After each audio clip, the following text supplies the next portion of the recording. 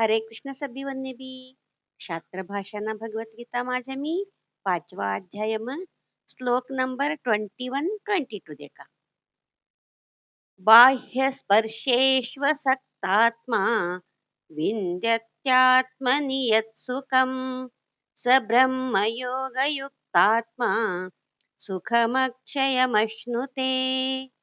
ಬಾಹ್ಯ ಭೋಗ ವಸ್ತುವನ್ನಾಮ ಆಸಕ್ತಿ ನಾ करता शुद्ध मन्नती ज्ञानी फक्त भगवंतनु ध्यान करिकन तिन्नाती प्राप्त हुएला आनंद मात्र अनुभव करच आणि तेच परमात्मना ध्यान रूपी योगम ऐक्य भावती स्थित ही कन अक्षय आनंदनु अनुभव करलेच.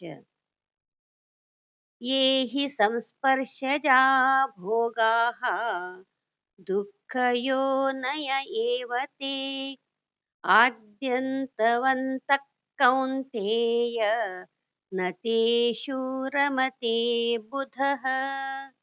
काकया तर हे कुंती नंदन कोणता इंद्रिय आणि विषयना संयोगती प्राप्त हुवानु भोगकवानु सुख सभी आदि आणि अंत्य हुवानु तिनाती दुःख प्राप्त होच. कारण विवेकशील ज्ञानी ऐसा आनंदम इच्छा करता नहीं.